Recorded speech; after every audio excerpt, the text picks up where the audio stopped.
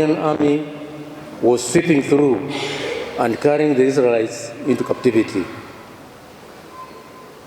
So the prophet Habakkuk did not quite understand the unfolding scenario.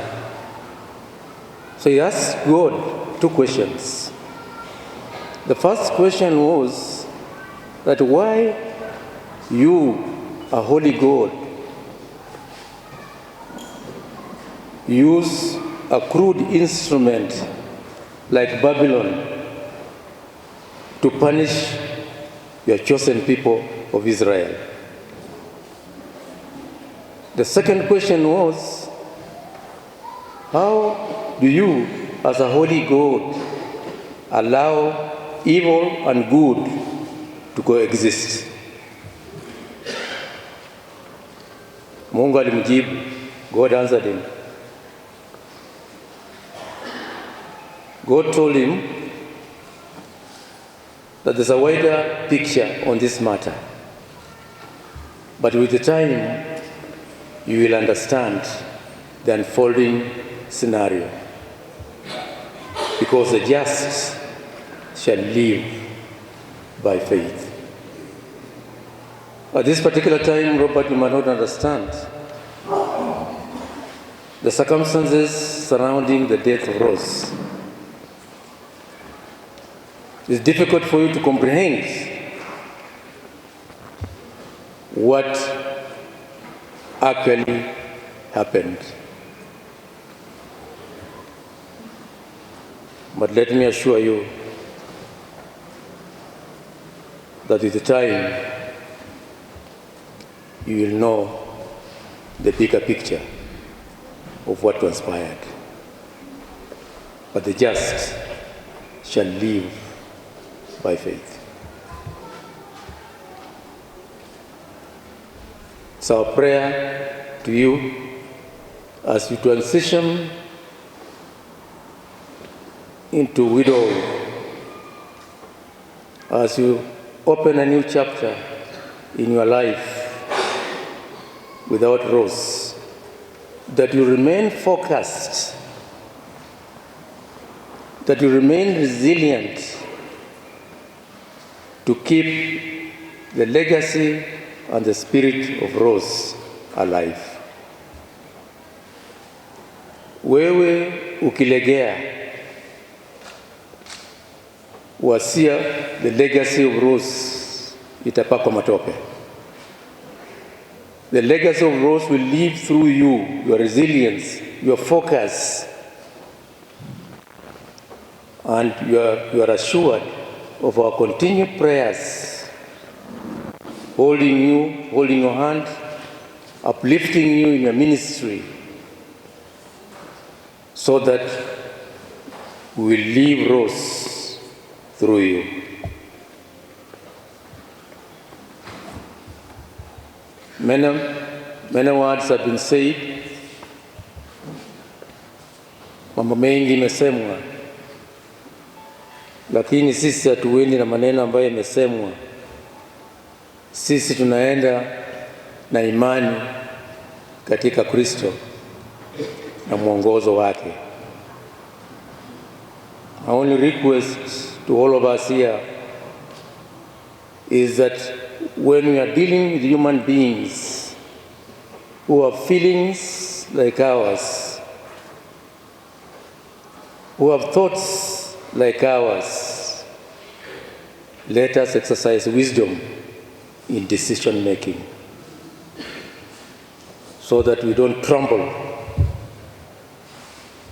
on the feelings of our fellow men. After all, we have been called to the ministry to be counselors, and counselors must exercise wisdom, because KIST is grooming ministers of the gospel, counselors who are going to counsel people who are stressed, who are going through hard times. Let us learn to exercise wisdom in decision making so that we don't become a problem to our fellow human beings. We are celebrating Rose here. Rose na watoto watatu. We are celebrating a heroine of faith, an exemplary scholar, a resilient woman of valor,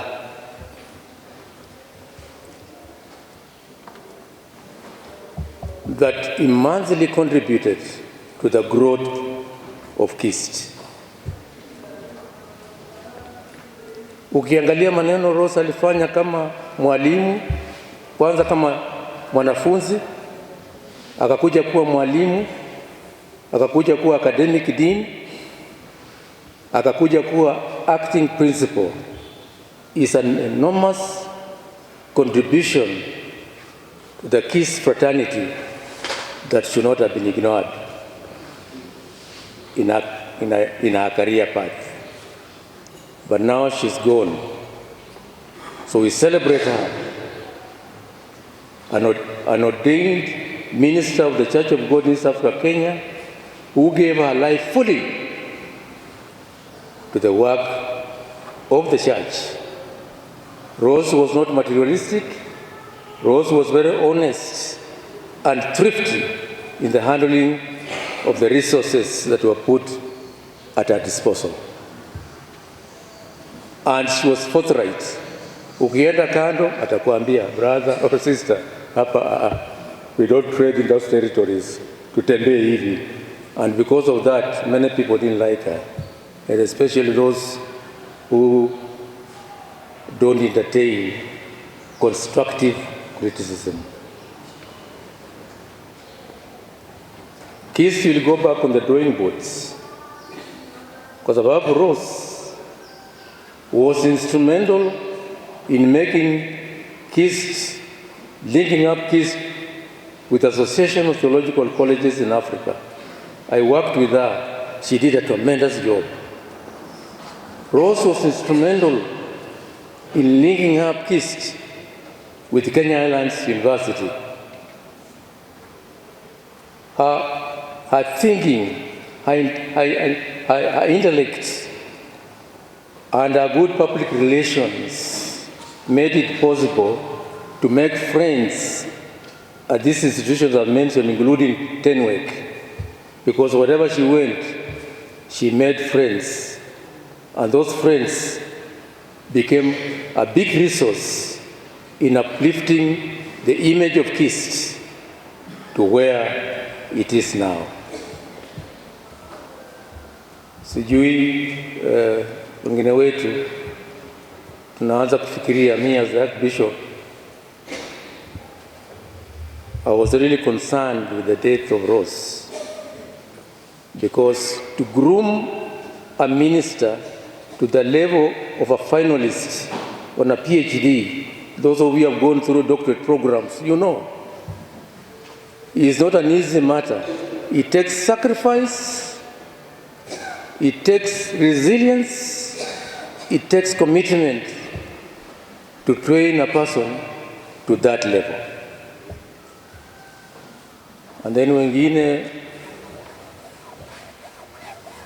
who have no even theological, who don't even have MTE, would soil her and drag her in the mud and cause a lot of distress that finally led to her demise. Sorrowfully so. It's regrettable. It's regrettable. But we have to accept the reality that Rose is no more. And we have to begin a new journey without her. It's my prayer that KIST will remain focused on the programs that Rose put in place, so that her legacy will be seen through what she initiated and what she gave her life for, what she gave her time for,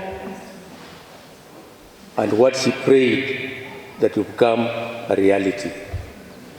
If we do that, we will have paid a glowing tribute to this heroine of faith lying here today. So Rose, may your journey to eternity be as prosperous as your life on earth has been illustrious. May God bless your journey.